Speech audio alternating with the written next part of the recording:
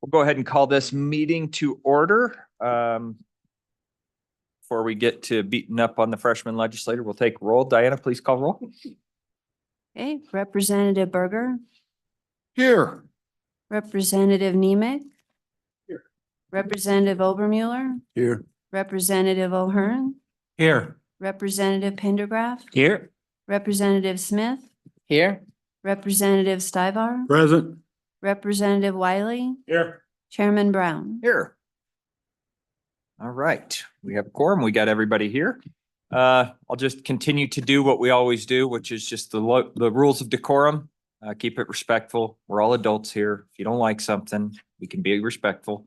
Address everything through the chair, please. Make sure that you do not have just a straight conversation with anybody on the dais and vice versa. Make sure that the chair recognizes you before you start speaking. Other than that, freshman legislator. Nah. JT, Representative Larson, come on up. Please introduce yourself for the record and walk us through your bill.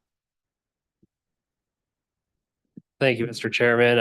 JT Larson, House District 17. I bring to you House Bill 23, Vehicle Registration, E-Certificate, and Grace Period. I'll just take you through the pages.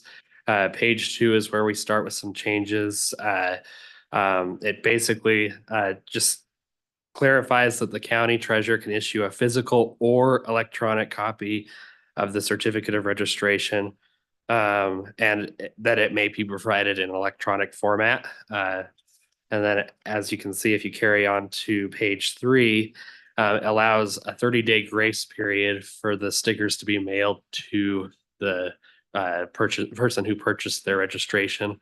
So that way the whole process can be completed online. And if you have any questions, I'd be happy to answer them. Mr. Chairman. Yes, Representative Wiley, please. Representative Larson, I've had several of my older constituents contact me, and they're fearful that they're not going to be able to still go down to brick and mortar and turn it in like they're so used to. Maybe, the requirements of the technology. Is that gonna be a hindrance to them at all? Representative Larson. Thank you, Mr. Chairman, Representative Wiley. So if you look at page 2, lines 12 through 13, it does say that the certificate may be provided in electronic form. So that way there's no requirement for a county to implement this. And it still gives that protection for people who like their hard copy certificates. Anybody else? Okay, I've got a few for you, Representative. So I understand what we're doing here as far as allowing it to be issued. Have you spoken with law enforcement, highway patrol, sheriffs, anybody like that to determine whether or not they would accept the registration as a digital format, and whether that has been an issue, as far as any type of counterfeiting or anything along those lines? Thank you, Mr. Chairman.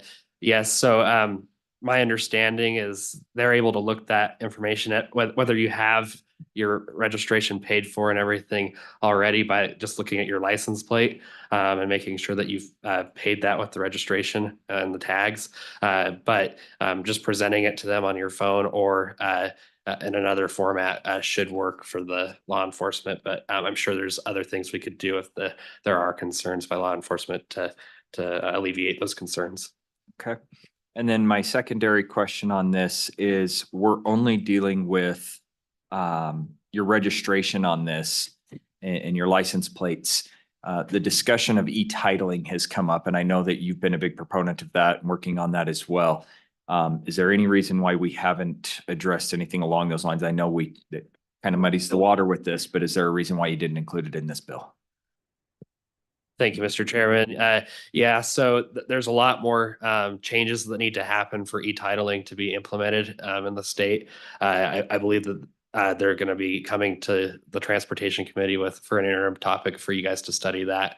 I would hope that we continue to offer titling and registration services via paper, but also give the option for people to keep those or have those electronically as well. Okay, thank you. Any other questions from the committee for Representative Larson? Yes, I've got actually Representative Pendergraph first. Thank you, Mr. Chairman. This is just a question in your research. Can you confirm or deny when you are pulled over by an officer, does he not have access to an e-registration already? And why is it necessary that a motor operator even carry one? Thank you. Representative Larson? Thank you, Mr. Chairman. You know, I haven't looked into that specific question. That they do have a database through the state that they are able to look you up through, but it is required that you have it in the vehicle. And this just clarifies that you can have it electronically. Okay, Representative Wiley and then Representative Stopper. Thank you, Mr. Chairman. Far less technical question than what you just got.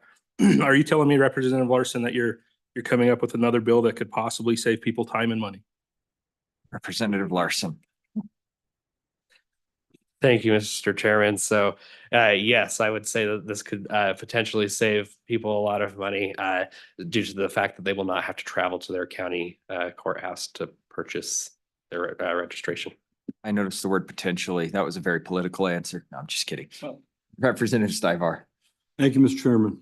Representative, cell service is not that good out here. So if they don't have a hard copy, what's going to happen? Representative Larson.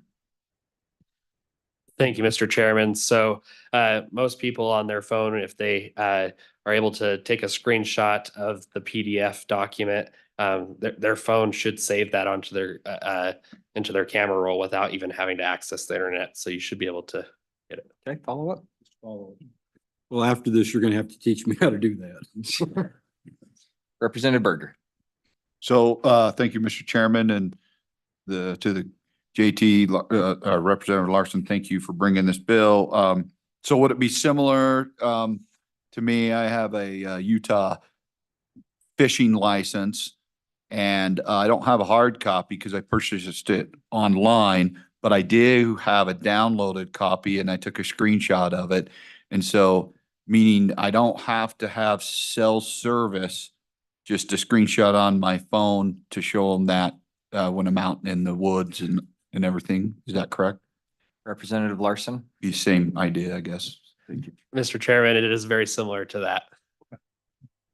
Committee, any further questions? Okay, we beat you up enough. Thank you so much.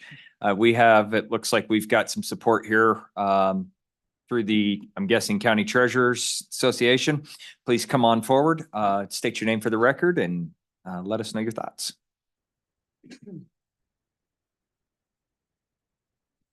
Thank you, Mr. Chairman. Mark Cowan, Sweetwater County Treasurer. I'm not here on behalf of the association, but just specifically Sweetwater County. I actually worked with Representative Larson last year to bring this bill forward. It's an exciting bill. It does a number of great things. I think Representative Berger did a great job of identifying what we did, which is we can already get our fishing licenses. We can already do our insurance, vehicle insurance online and present those things to law enforcement. We did work with law enforcement and had some discussion with them. Their primary concern with the registration is making sure that the operator or the person that has that vehicle is actually allowed to have that vehicle. And so carrying that registration kind of gives some validity to the person having that vehicle or whatever. One of the other things that we really focused on was a lot of our commercial operators have 20, 30, maybe hundreds of trailers, and they've got these documents, registration documents that who knows where that registration document is. Trailer 54 went out with truck 68 and who knows what happened with that registration. So by carrying that electronically, now you can send that electronic registration to the operator and they can be in compliance with the law too. So those are the primary things. The other important part of this is the 30-day grace period. One of the things that we identified too when I was campaigning was a lot of people will decide on, the 3rd of July that they want to go out, take the camper out and go camping. Well, that might be Friday night and their camper's not registered.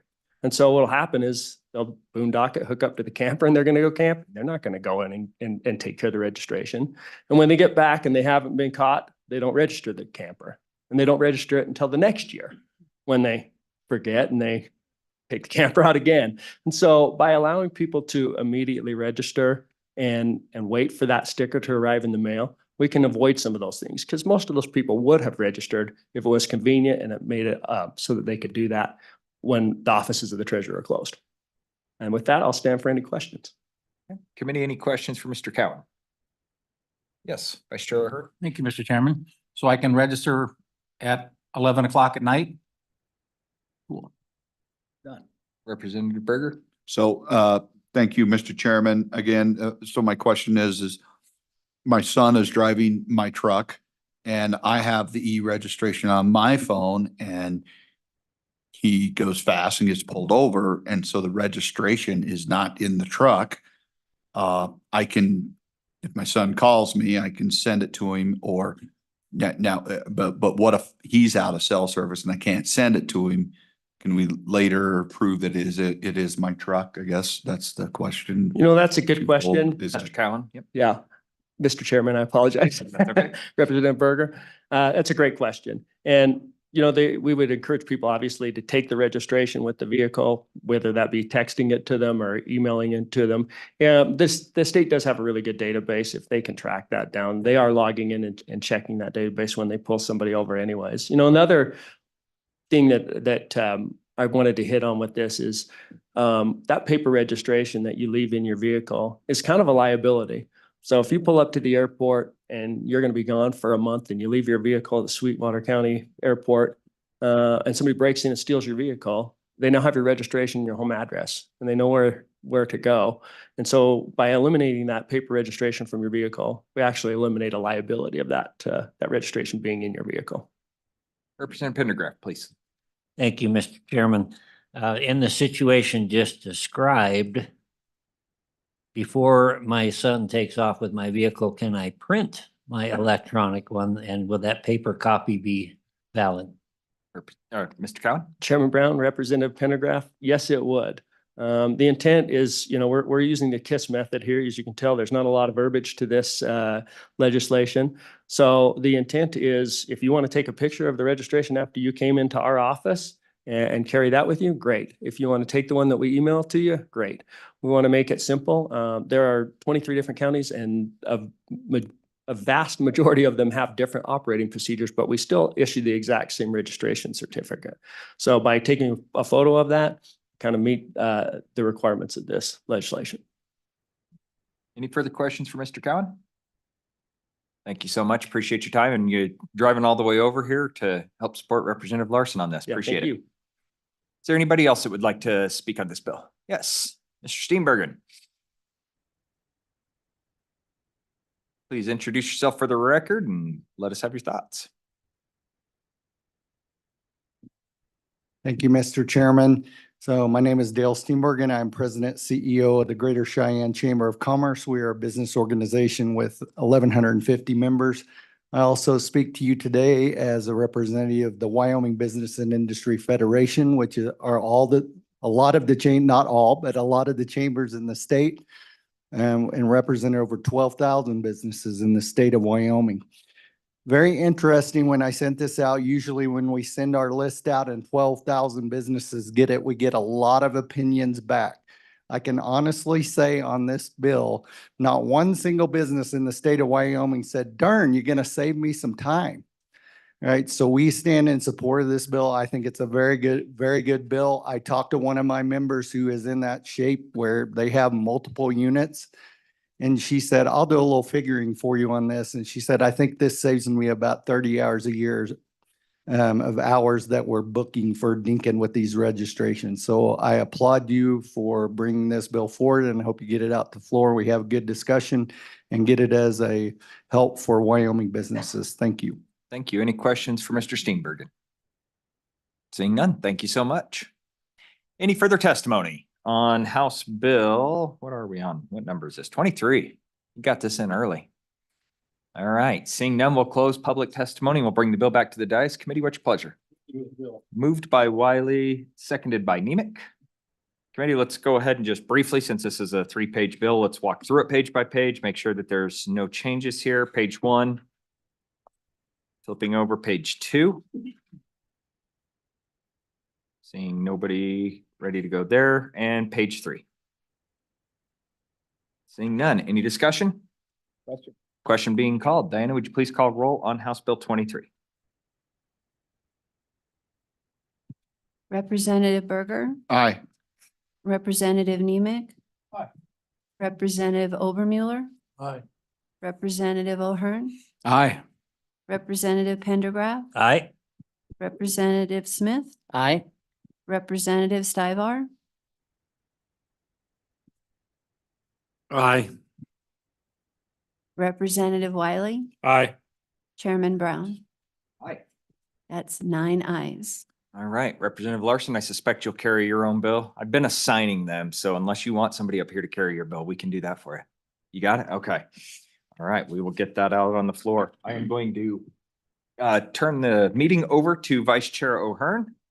Be nice to me, please, as I Be hop nice to down you. on the other side of the dais and I'll introduce my bill.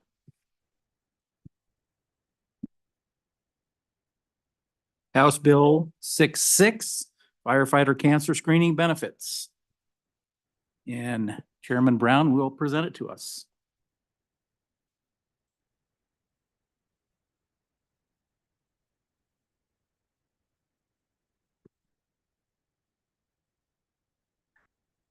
Mr. Vice Chairman, thank you. Appreciate that. Sorry, that took me an extra couple seconds there. I bring you guys House Bill 66. Why this bill is in front of this committee is beyond me. This should have probably been over to the Labor Health Committee, but it's kind of fun to see you guys on this side. So before I get into the meat of the bill and explain everything here, you guys did hear on introduction a brief reasoning why this bill is being brought forward. And I'll just reiterate, I had a good friend of mine that I met through church, and long story short, we met after I was explaining and asking for prayers for another friend of mine that had been just diagnosed with stage 4 cancer. And as I was walking out of the church, he yelled at me and says, "Hey, I'd like to talk with you." And so we started talking. He goes, "Well, I was just diagnosed with stage 4 cancer as well." And he goes, "It's not going to get me. We're going to fight it." And he goes, "We already started treatment. We're starting to go down this path and we're going to be good." Fast forward, unfortunately, less than 6 months later, and he has passed away. During that process, Aaron and I became very close friends, talked a lot, texted a lot. I was across the street from where I work in the actual hospital on a pretty regular basis, receiving treatments. I would go over and see him every once in a while. And then there was a couple of days where he was actually admitted to the hospital. And I asked him, "Do you want some company?" And he'd say, "No, I just not feeling good enough. I don't want to do this." And it's heartbreaking, right? And you'll hear from a couple of people that he touched their lives in a far more dramatic way than mine. But as we were discussing this a couple of days before his passing, I was sitting out on his front porch and he just told me, "I don't want to see another firefighter have to go through this."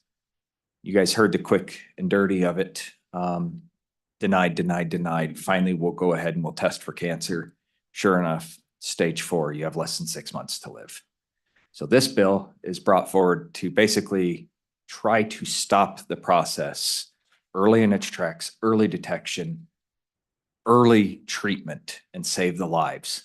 And the way that I have molded this bill, and we'll walk through it very briefly, and I'll let the rest of the individuals behind me that are here to testify on this, I'll let them explain what the bill means to you, or means to them, and have them answer the technical questions. I'm more than happy to answer any of those as well, but I will tell you there's people much smarter in the room than I am when it comes to the technicalities of this bill.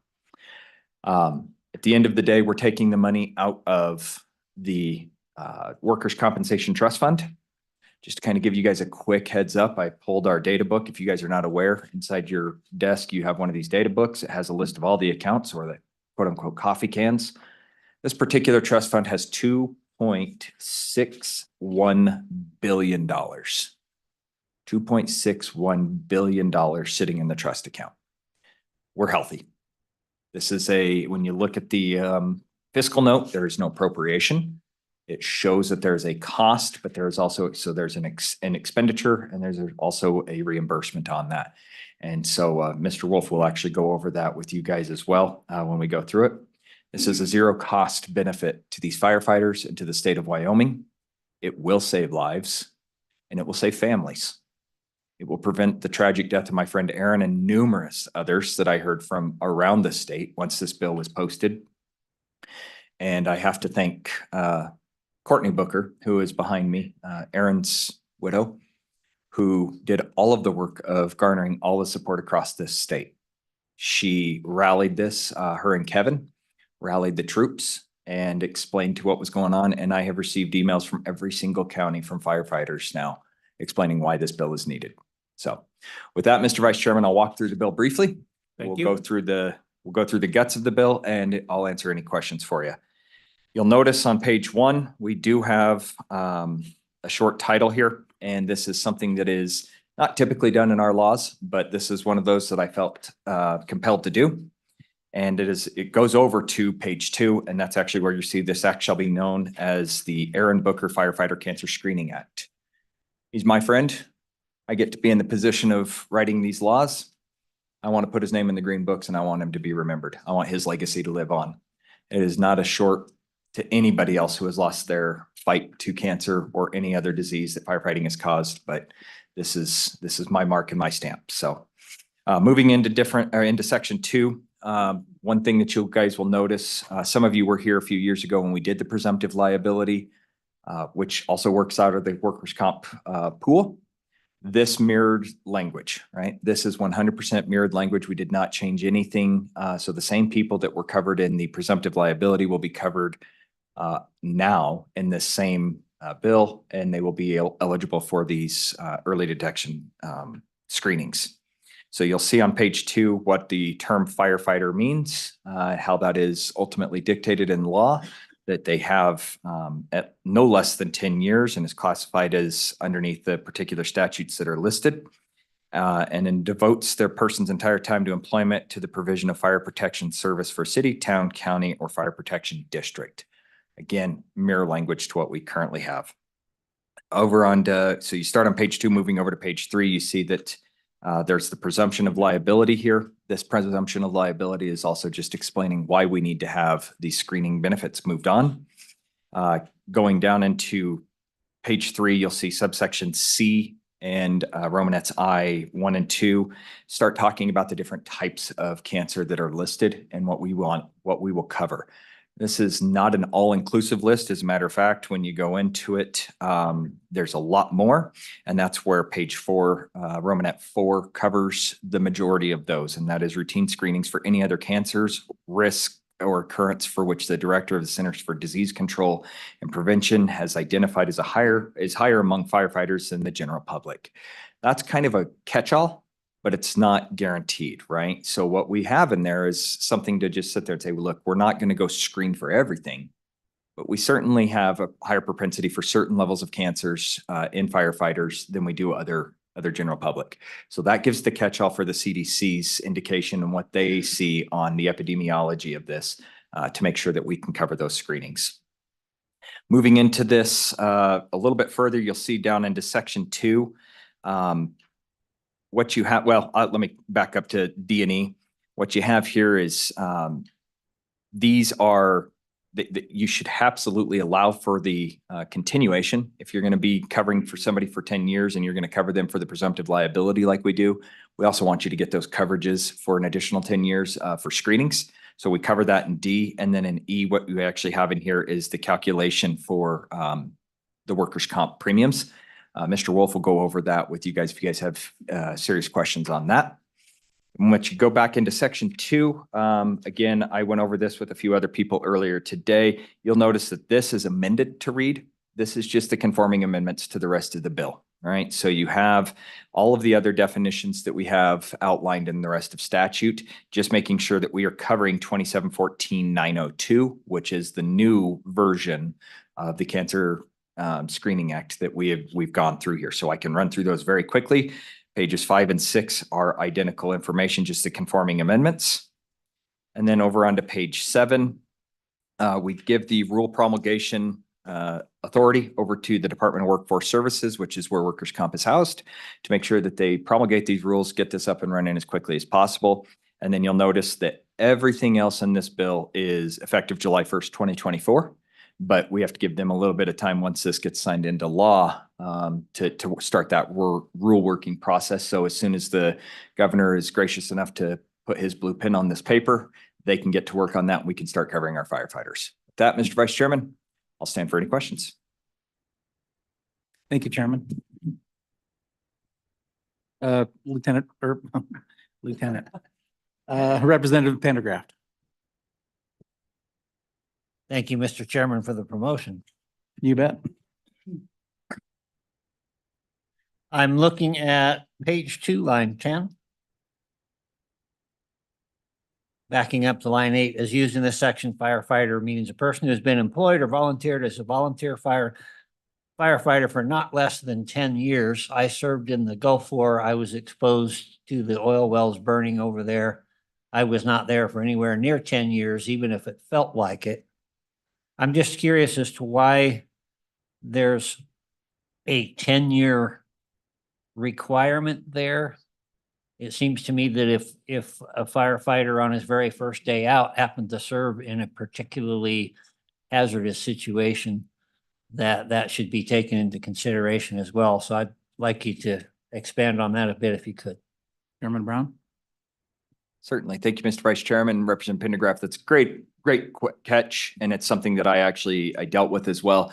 In the drafting of this bill, I'll be completely honest with you. One of my concerns was going to be the fiscal note, right? And so I actually drafted the original bill, and it actually restricted to not even having volunteer firefighters in it. And I actually have a good senator that's behind me, and I sent it to him thinking, hey, you're a firefighter, you'll support this. And he kicked it back and said, not only no, but heck no.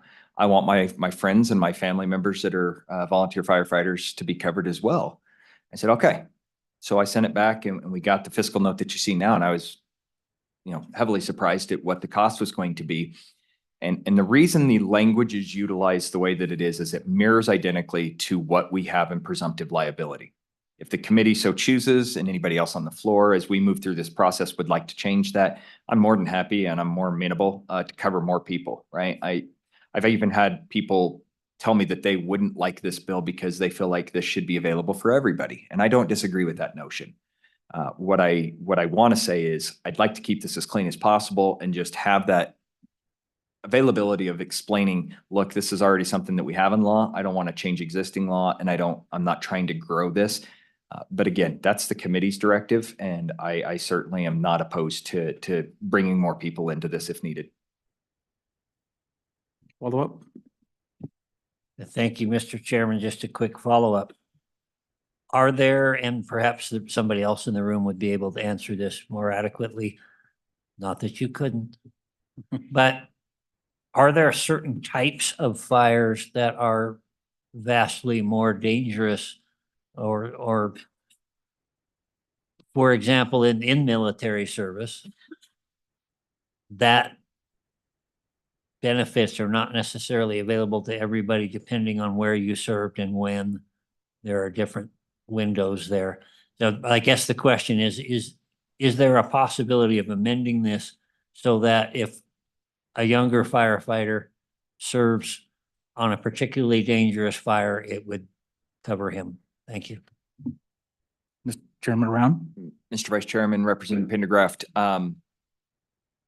I think the easy answer to that is yes, we write the laws, right? We can change what we would like in there. And as you were asking the question, I actually pulled up our presumptive liability definition. And what's interesting is I asked for this to be dedicated to the exact same language, but it is actually slightly different language. And so I guess what I would commit to the committee is right now it does have a 10-year window on there. But I will read to you just briefly what the current language is for firefighter. And that says it means a paid fireman defined underneath Wyoming Statute 155201, a firefighter member underneath 93402. So those are all the same. And a volunteer firefighter or a firefighter defined underneath 359616 also means an individual employed by a municipal corporation or private organization who devotes the individual's entire time of employment to provision of fire protection service for a city, town, county, or fire protection district. So almost identical language, but what I noticed as I was looking in there is no 10-year look back, right? There's no guarantee of the amount of time that was sitting in there. So if the committee would be interested in striking that, I'm okay with that. But I do think the catch-all that you're looking for is actually listed in the for a private organization who devotes the individual's entire time of employment. I have a friend of mine who's a volunteer firefighter, but went over to Iraq, for instance, and was around those burn pits that you discussed many, many times. And since her entire time was devoted during that employment, I believe she would be covered underneath this for that, as well as her volunteer service as well. Follow up, Representative Pendergraft? Okay, thank you. Any other questions? Representative Nymek. Chairman, Mr. Chairman, looking through this, I'm all for it, but I think we forgot about a few folks. And come from my realm, hazmat technicians that assist the firefighters. They're going into these situations, dealing with these chemicals to mitigate the explosive threat. And then once they're done with that explosive threat, then the rest of the hazmat technicians who are firefighters can go in there and they're exposed to the same chemicals. We got about, I think, 24 hazmat technicians in the state that are bomb techs. So thank you. Chairman Brown? Mr. Vice Chairman, Representative Nemec, I don't disagree with you on there. And I will have to do a little bit of searching, but I do believe the current language that we have drafted underneath presumptive liability, underneath some of those statutes that I listed, that 15.5201, 93402, 15.5402, and 35.9616, I do believe have a larger encompassing group than just firefighter, right? So not having those written down, that's on me for not having all of those statutes memorized. But I do believe that there are a larger group than just the firefighters themselves that are covered underneath the presumptive liability, thus would be covered underneath the same statute. Representative Smith? Thank you, Mr. Chairman. Mr. Chairman, not to get too personal into Aaron's story, but you made a comment at the beginning that kind of led me to think, was he having symptoms and was either denied cancer screening by either the doctors or the insurance companies? Chairman Brown? Mr. Vice Chairman, Representative Smith, to my knowledge, and I'll have Ms. Booker go over that story a little bit more detail. What was explained to me through that process is they were trying to eliminate everything but cancer and basically got to a point where they had no other choice but to look at cancer, right? So he had gone in for a colonoscopy. They had removed the polyps. And so when they looked at that and they said, okay, we think we're good. This can't be cancer. They waited too long, went through the process too long. And by then, unfortunately, colon cancer can grow very, very rapidly. And just like any other cancer can really, went through the process of not being able to catch it early. And so I'll have Ms. Booker, if she chooses to, go through that process a little bit more in detail. But I do believe that in some of the other cases that I have heard from across the state, specifically a few in Casper, where they were denied. They went through the entire process and tried to get cancer screening, just, give me a PET scan, give me something. And they were denied because they're so expensive. And their insurance goes, if there's no medical reasoning and we don't suspect cancer, we're not going to pay for that. Eliminate everything before we go down that road. And that's just not fair, especially when we have firefighters that have a higher propensity for cancer in their lives. Follow up? Okay, so that may be something we need to look at in the future as well, is what is the cause of some of that prevention for all the citizens as well. Another quick question is on page 3, these exposures shall be considered work-related. How can we verify whether it's work-related, genetic predisposition, other personal lifestyle choices, and things like that? Chairman Brown? Mr. Vice Chairman, Representative Smith, that's a great question. And that was the discussion that was used during the presumptive liability portion of the enactment of the original law, the 2715-101. Underneath that type of discussion, you're right? We could absolutely have those types of onset. My parents have diabetes. Well, that runs in the family, right? So same thing can be said with breast cancer and some of those others. This is a catch-all, right? We know that firefighters are in the realm of these hazardous chemicals on a day-to-day basis. When a couch burns or when a car burns, they're right there. But it's not just that. It's also their bunker gear. When they start sweating in their bunker gear and their bunker gear starts seeping in through their skin through subcutaneous infiltration. Those are the types of things where we can't not. So the argument to say that we can, we should be able to verify that this was work-related doesn't work quite as well as just saying, you know what, we're going to assume that the firefighter's cancer is related to this, because if we can't identify it, it almost becomes an impossible situation to identify and prove that it did come from that. Secondarily, your point to letting all the citizens have this, you're not wrong, right? And what I would caution this committee, and I will say all this not on the floor, is don't let perfect be the enemy of good. And let's not cut off our nose to spite our face, because that's exactly what I've heard from a few other citizens and constituents in my district alone when I brought this forward was, I'd like to have free cancer screenings too. I understand that. And I totally sympathize with that. I will tell you, I would love to work through the Labor Health Committee to see what we can do about putting that together. Right now, my main focus is trying to make sure that our firefighters are covered. Follow up, Representative Smith? Okay, one last follow-up. I also see on page 3, letter C, a shall, and I'm just wondering, do the firefighters have the option to opt out if they don't want, because some of the screenings are pretty invasive. So if they want to opt out, is that an option? Chairman Brown? Mr. Vice Chairman, Representative Smith, absolutely. I would suspect that there will probably be rule promulgation on this as it goes forward. The way that the law is written right now, I think you bring a good point, right? So if we're going to file a claim of presumptive liability and we're going to cover the liability of that and set insurance, which is a big portion of what saved my friend Aaron's pocketbook and allowed his wife to not be in millions of dollars of medical debt through that process, was the fact that he had presumptive liability, right? And so I would sit there and say that if we're going to make sure that we cover that presumptive liability, we would also want to make sure that they had their annual cancer screenings covered. To your point, maybe some of them don't want that, but I think at that point, if they choose not to have this presumptive liability screening done, then I think that they would probably ultimately waive their rights to have their services covered underneath the current law as well. You good? Any other questions? Representative Pendergraft? Thank you, Mr. Chairman. Looking at page 4, line 13 of paragraph D uses the word retirement in the classic sense that seems to imply that somebody had to put in a certain amount of service and then was retired. Do we have a sufficient definition there? Does it need to include separated, or any comments on that? Chairman Brown? Vice Chairman O'Hearn, Representative Pendergraft, that's a good catch. And I think there's probably rules on that that go into that, and I would defer to the department on that. You're right. After the retirement of a firefighter does imply that there's a certain point. It's not unfriendly. So I understand exactly where you're coming from. So if we need to adjust that, we certainly could. Any other questions for Chairman Brown? Okay, thank you, Chairman Brown. You want to come back up here and run this since you know everybody out there? Oh, sure.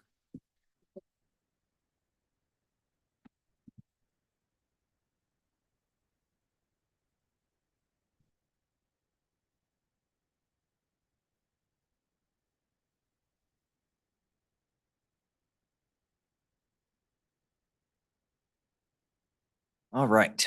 Well, with that, you guys are probably tired of hearing me talk. We'll bring the department up. Jason, Mr. Wolf, sorry. We'll have you come forward. I do see the Department of Health is here as well. If you guys would like to come on up as well, just in case you guys have anything that you want to bring forward, you're more than welcome to. If you tell me you have nothing, we can do that as well. So just have you introduce yourselves for the record and let us know your not position, but your thoughts on the bill. Mr. Wolf? I'll go first. Okay. Mr. Chairman, Jason Wolf with the Department of Workforce Services, oversee the workers' compensation program. And so I do think, and worked with Representative Brown on this a bit during the interim. And I think just maybe to kind of go back to a couple of the questions, Mr. Chairman, Representative Pendergraft, the 10-year stuff is in our current presumptive disability statute, 2715-101. So that is just like where we came from, conforming it to the current statute. I don't know that, I'm not here to say that's the right or wrong number. It's just, that's what the other statute says. And then I think, Mr. Chairman, I guess I'll stop there and ask, is there any other questions for me in relation to the bill? Fiscal note, et cetera. Committee, it's perfect. I do appreciate that. I must have an old version of Folio, which may not have it updated or something along those lines. So I do know that Representative Stivar's got a few questions after serving on the Labor Health Committee. He'd expressed a few questions. So Representative Stivar. Thank you, Mr. Chairman. I think Chairman answered some of the questions. 'Cause I know in Labor Health, we've dealt with you quite a few times last 4 years. So this will not hurt the workman's comp at all. Mr. Chairman, Representative Stivar. So the fiscal note details about a $2.2 million revenue increase. And then that's offset, of course, by what we anticipate to be about a $2.2 million expenditure increase. So the expenditure increase will be us obviously paying the benefits out, what we anticipate to pay out.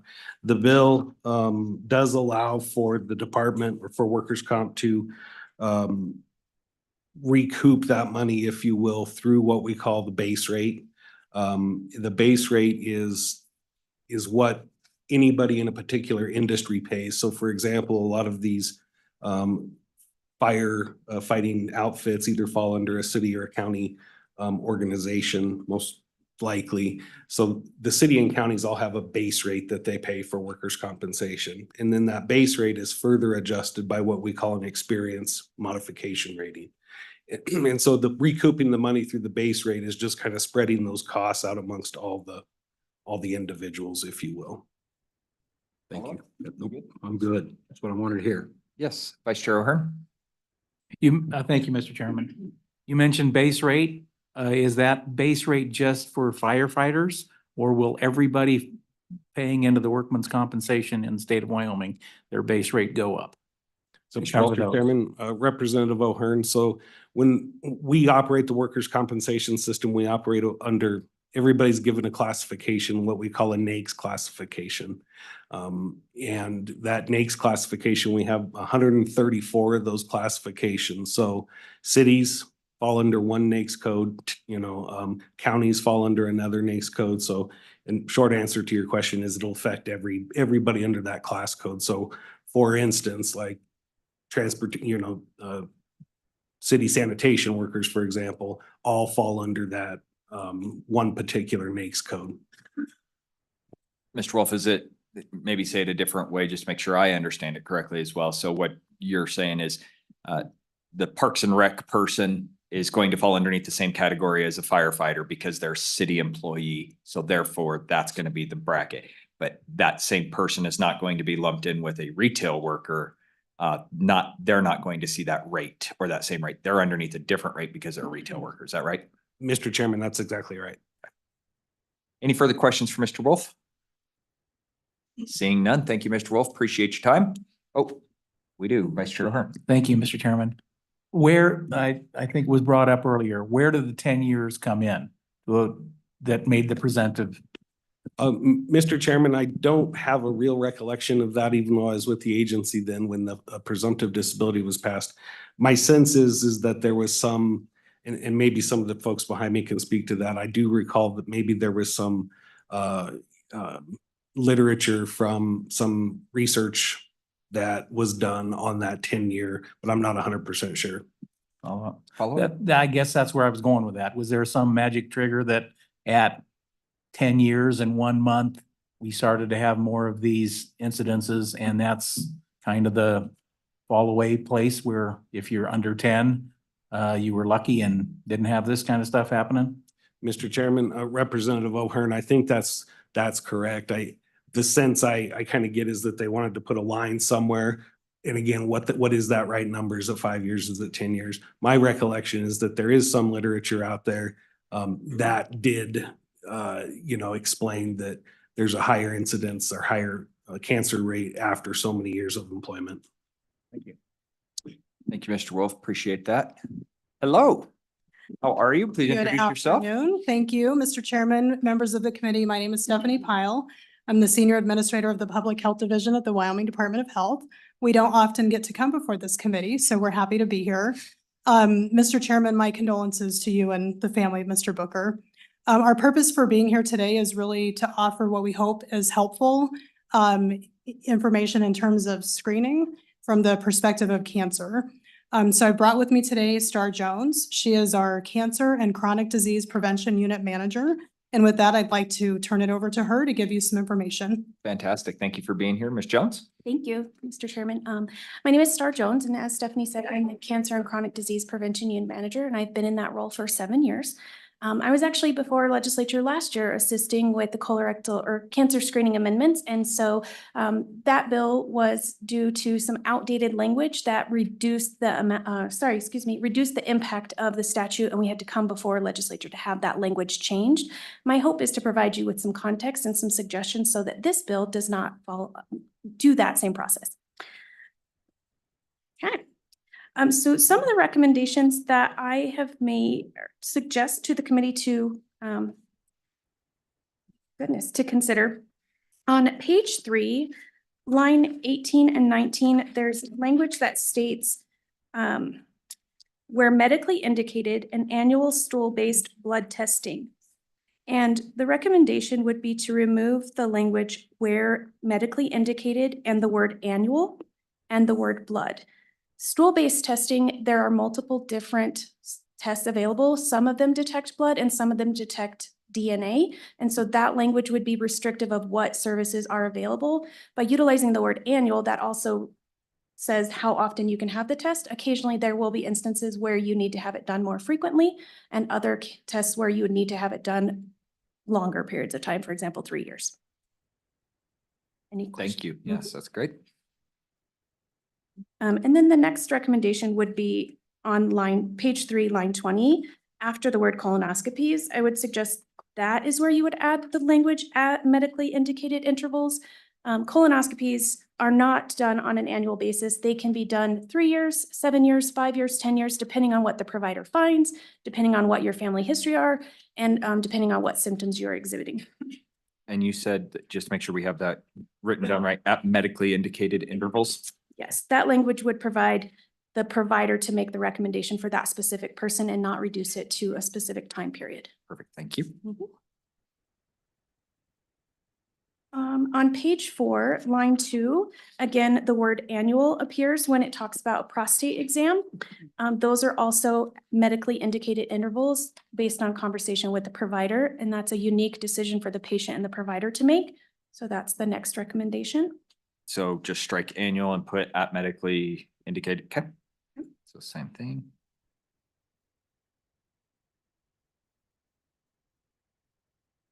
Any questions so far? I think we're Okay. good there. Please continue. Okay. On page 4, oh, excuse me, I missed page 3, line 16. Or the word annual also appears right before mammograms, and the same instance there. You can have a mammogram every 3 months, 6 months, 9 months, depending on what the findings were for that individual person. Okay.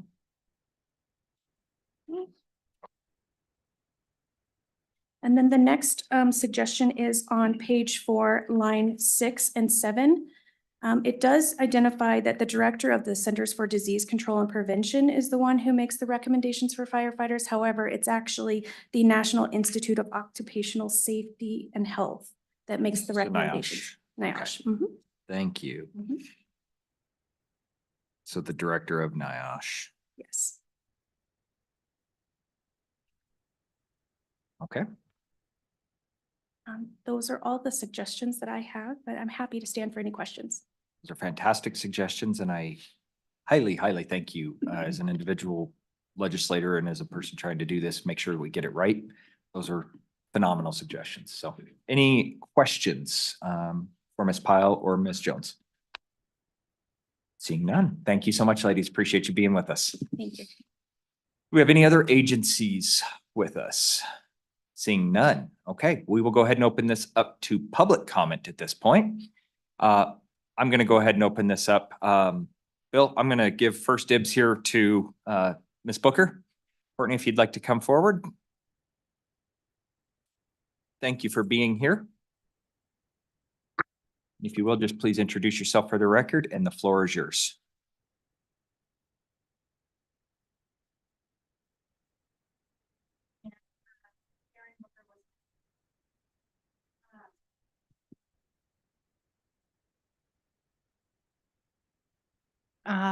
Speak to you guys today. Aaron was my husband for 20 years. And until a little over a year ago, our lives were a fairy tale. Aaron was a firefighter for over 20 years, and it was his dream job.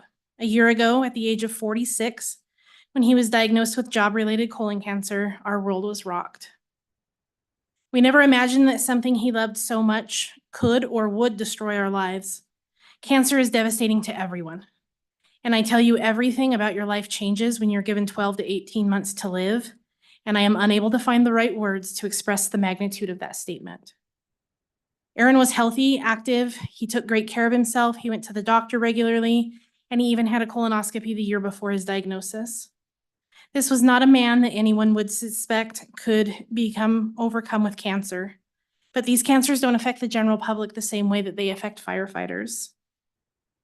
Due to the dangers and hazards they face every day, they're at a higher risk of getting and ultimately dying from these cancers at a very young age. Aaron was 46 when he discovered he had colon cancer, and he died 8 months to the day from that diagnosis. He went from a vibrant, healthy father, husband, and firefighter to a man that I could almost carry. He lost over 40 pounds in the last 2.5 months of his life, and he was even unable to hold his head up, much like a newborn. Aaron was my person, my support, my protector, my best friend. We spent 23 amazing years together, and it wasn't enough. We have 2 amazing kids that are just entering adulthood now, without their father to love, protect, and guide them. Our friends and our family have had to endure the loss and watch as I stumble to pick up the pieces of my shattered life. One of my wishes is that no one ever has to interact with a firefighter, because when that happens, it probably means it's one of the worst days of your life. Whether it's from a fire, a car accident, or a million other worst-case scenarios, when everyone else is in crisis and running from danger, they are calm and running towards the danger in a selfless act to help strangers. They don't concern themselves with the dangers they are facing at the time or the lasting effects of those dangers will have on them. However, they are very real and ever present. Approving this bill means that you will help ensure that not only firefighters are safer, but you and your families are safer. We're making sure that those fire trucks are manned with healthy men and women that will come to our rescue night and day. This bill is designed to allow firefighters the opportunity to get screened for cancer early and often. It is the opportunity for us to take care of those that take care of us. It is an opportunity to save lives in a real way. Please approve House Bill 66, the Aaron Booker Firefighter Cancer Screening Act, and help honor Aaron by saving his brothers and sisters in the fire service. You can make sure that hope and his name live on in the impact you will make on this state by approving this bill. Thank you. Any questions for Mrs. Booker? Thank you so much for being here. All right, Kevin, you and your client, if you'd like to come forward.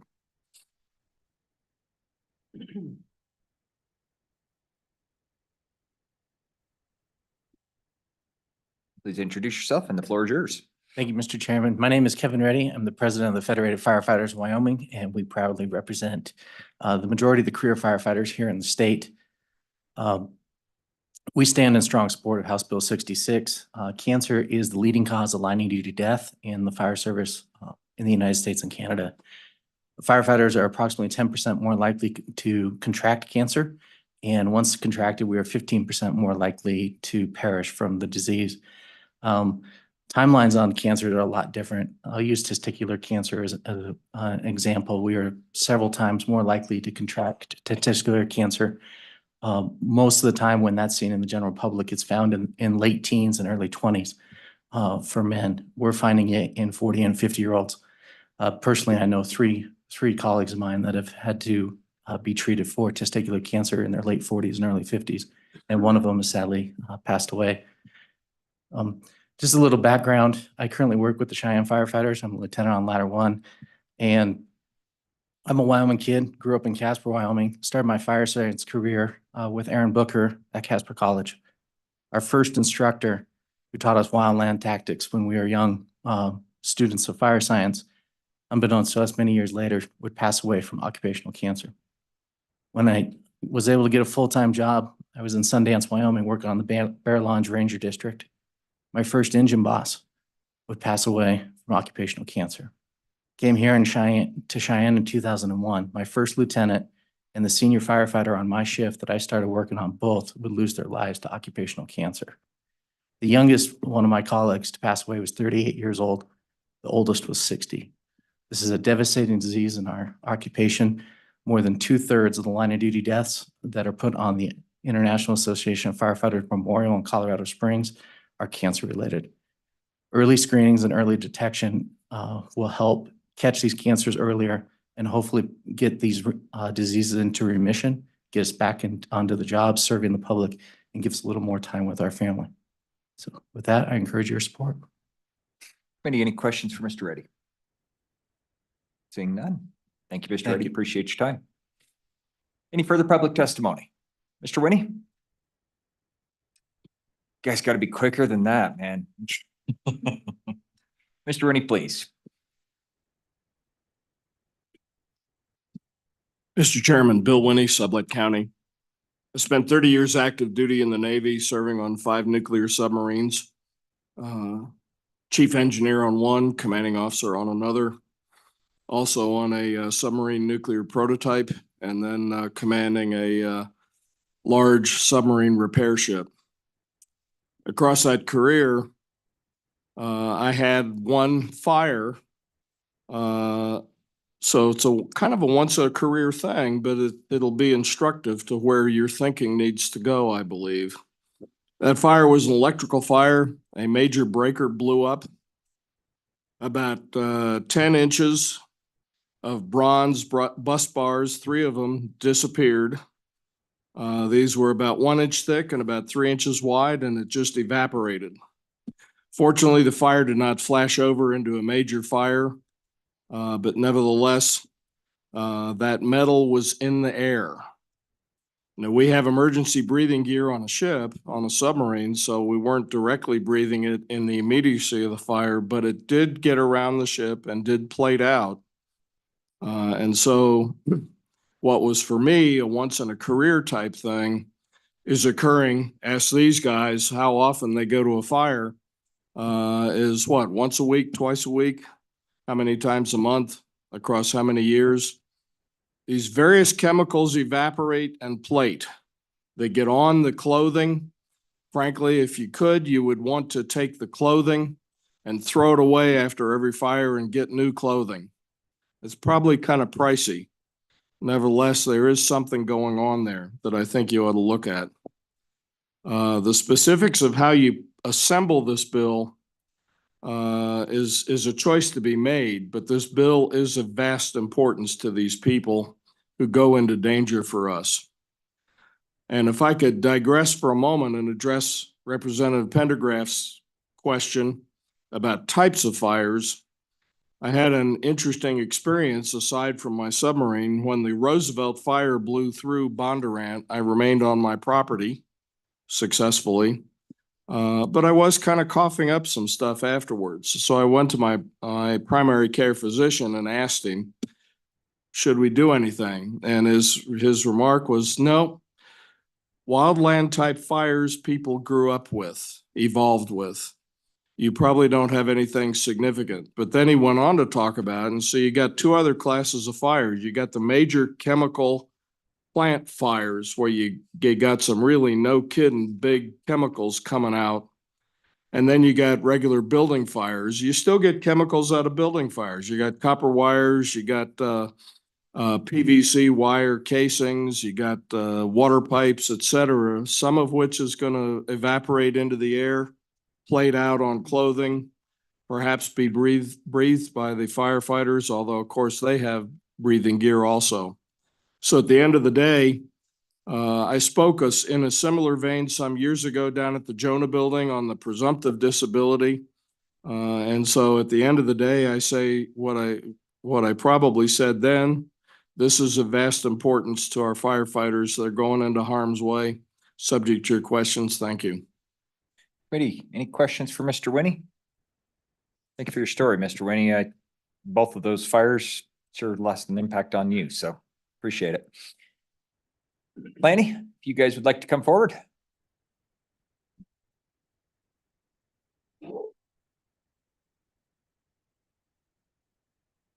And the good senator who smacked me up across the head, told me he wasn't gonna co-sponsor unless I fixed it. So.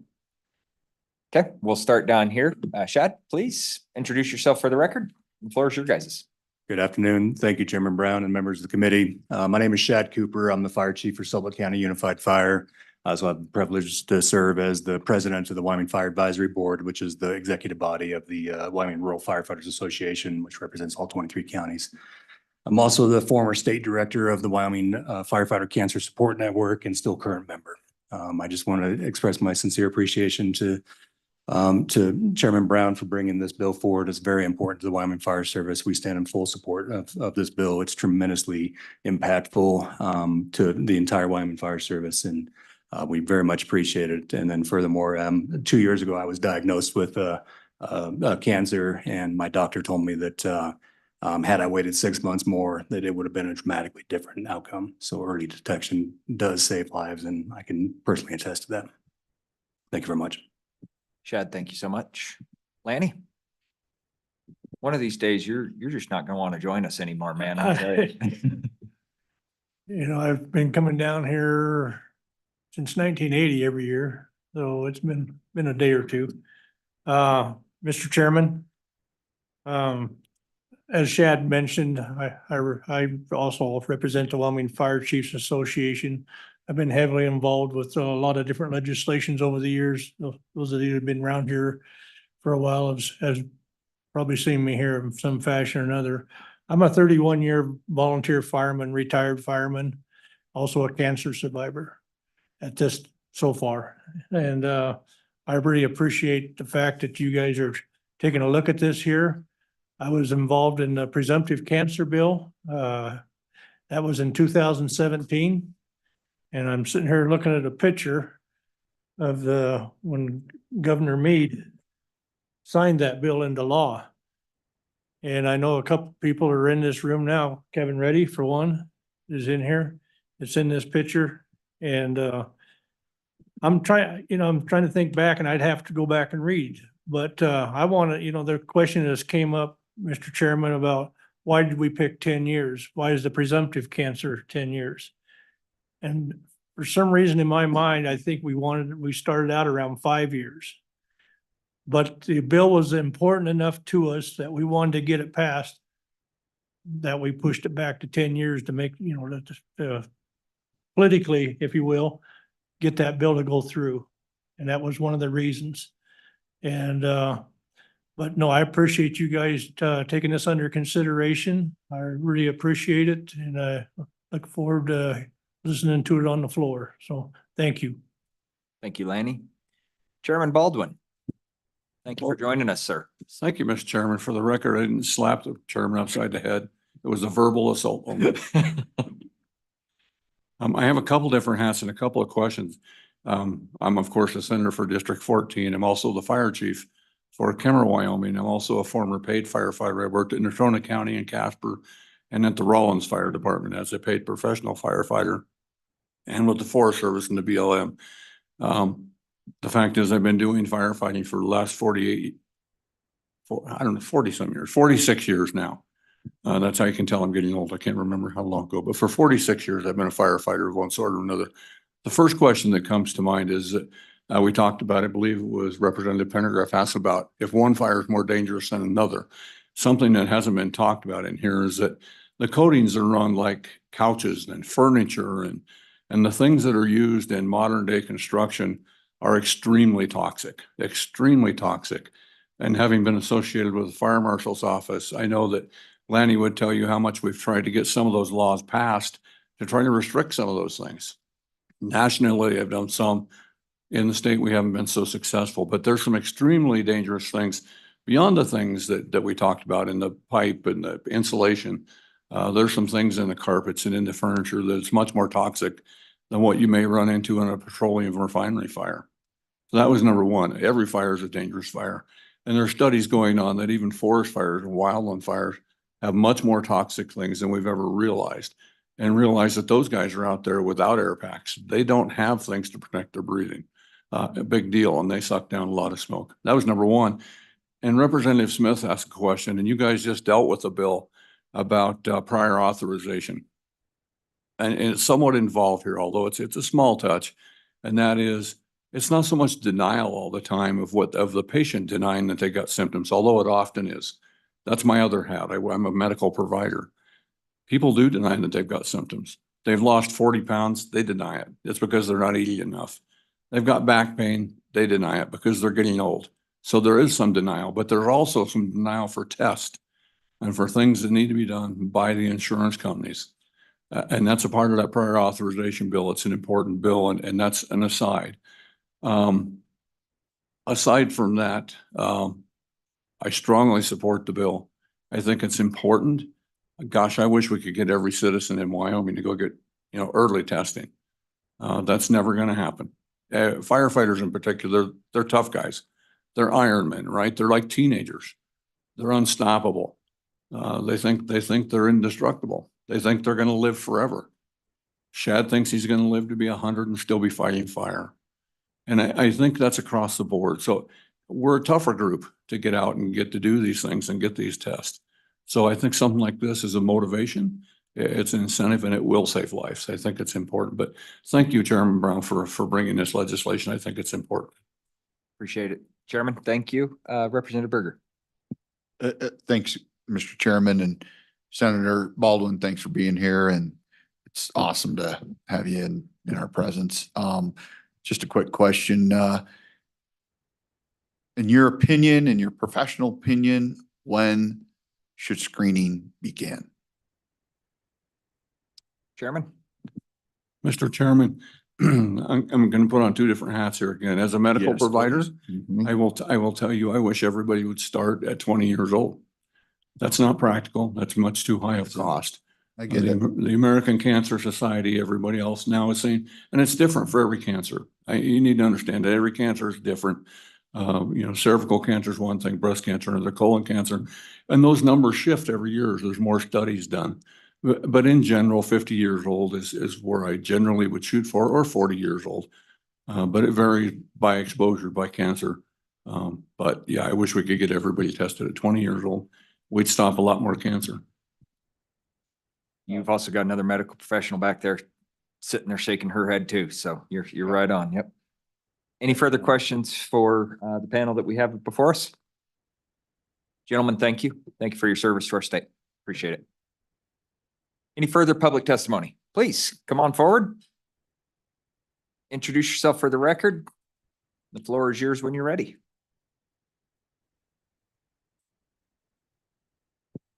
Thank you, Mr. Chairman. My name's Mark Aronowitz. I'm a practicing attorney. I do some workers' compensation work, and I run Lawyers and Advocates for Wyoming, a public interest law firm. I think this is a smart and thoughtful bill, so speaking in support of it. I also think it's lawmaking at its best. Something tragic and terrible has happened, and people are working together to try to do something good to prevent that tragedy from happening again.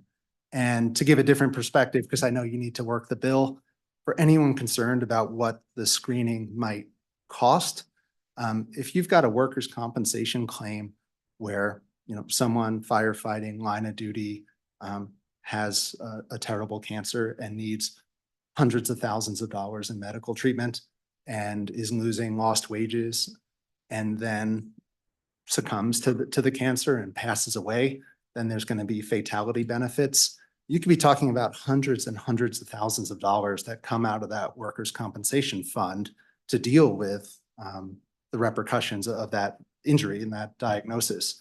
And here, just imagine if screening is $500 per person, instead of spending all that money on something tragic to keep 1,500 people healthy at $500 a pop. That money is so much better spent in preventative and catching things early before it becomes horribly expensive.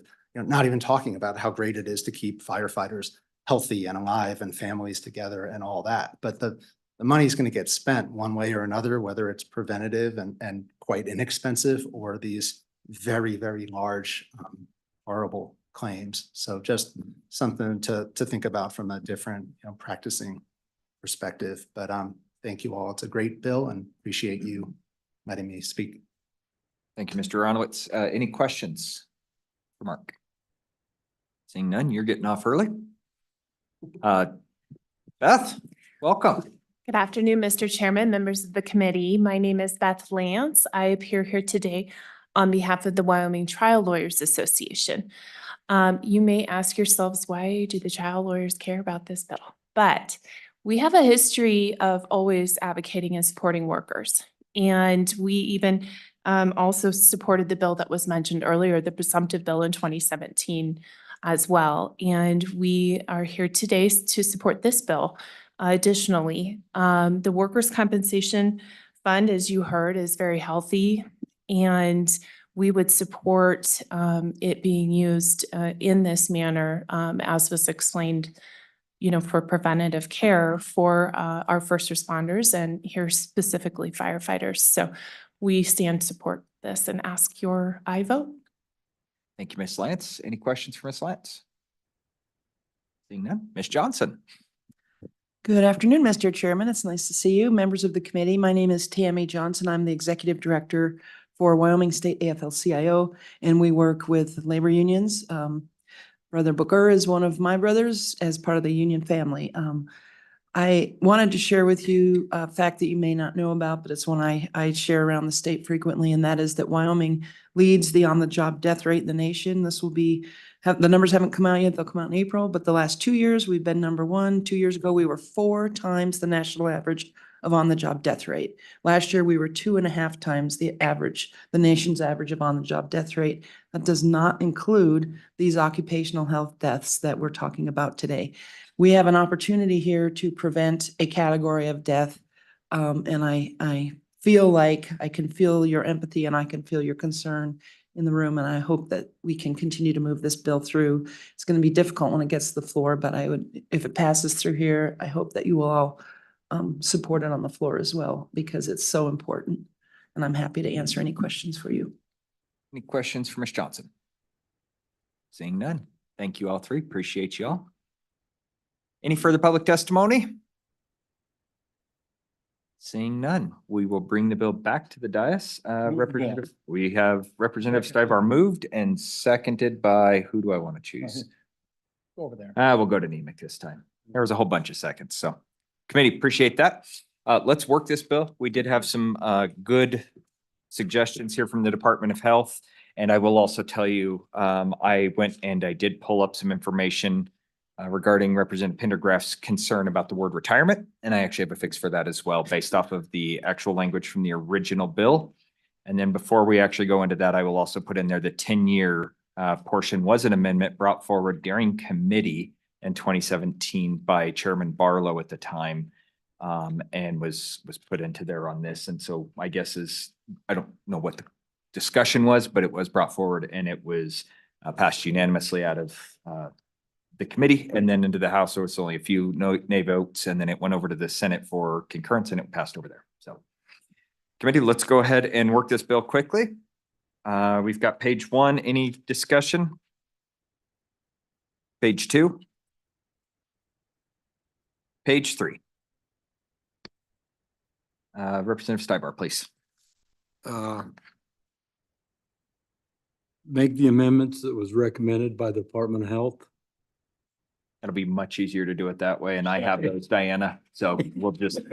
I don't want to try to. I have those and I will explain for the committee just so we understand where that's at. Basically, anytime that we see the word annual, we're going to strike annual and we're going to insert at the end of that at medically indicated intervals. So that just kind of give everybody an understanding. That's on page 3, line 16, page 3, line 19. Page 4, lines 2.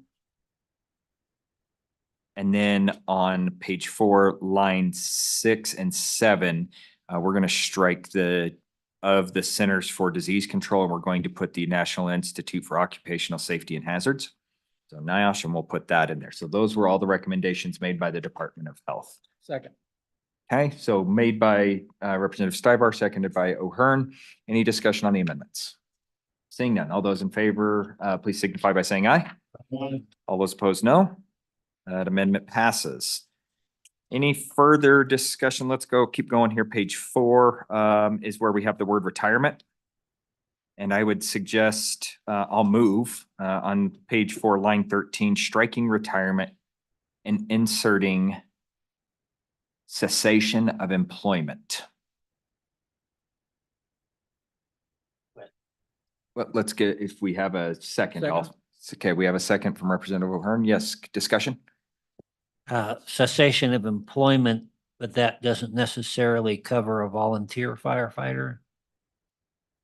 I believe based off of the way that we actually have the descriptions brought in here back on page 2, as far as the classifications of the employees, it would be fine because we actually go into the volunteers in 15.5.201 as well as 35.9.616. So I think you would be fine underneath that. Nope, I understand complete, but I think we would be covered underneath that. Any further discussion? Seeing none, all those in favor, please signify by saying aye. Aye. All right. Page 5, any discussion? Page 6. Page 7. Seeing nothing else, any discussion? Representative Pendergraft, please. Thank you, Mr. Chairman, for bringing this bill. As a lot of you know, I'm not a big fan of government doing things that maybe I think it shouldn't be doing. But this is something we should be doing. And if we're going to do it, we need to do it right. I will defer to wiser people with more experience, but I confess a little bit of uneasiness. You know, what about somebody's been 9.5 years? Just drawing an arbitrary line somewhere. And that's a little hard for me. I don't have a solid suggestion, but I still work on that. Mr. Chairman. Yes, Representative Berger. And I'm gonna agree with the good representative to my right. Just think early detection comes anytime, and but I think we can all discuss that and think about that. Maybe it can look at a second amendment or second reading amendment to get there. Okay, anybody else? I will, I'll just finish off then by saying I don't disagree. And it says, I stated earlier in my testimony up front, don't let perfect be the enemy of good. I can tell you that this was worked, and looking back at the digest from this bill in 2017, I remember this bill in 2017, it was my first year in. This was a very contentious bill, to be honest with you. We opened up a lot of opportunity for a lot of costs to be incurred. And everybody loves our firefighters, but not everybody wanted to cover those costs. And so it was a very contentious bill at first, but it passed resoundingly at the end. There was a lot of amendments, which means there was a lot of compromise. And at the end of the day, that's my biggest word. And I think anybody who knows me knows that I'm not about getting my way and only the highway. So I'm a very firm believer in making sure that we get something good enough in place. And if somebody wants to bring an amendment, you're not going to hurt my feelings by covering more people. I can assure you of that. So with that, Diana, would you please call roll on House Bill 66 as amended? Representative Berger, Aye. Representative Nemec, Aye.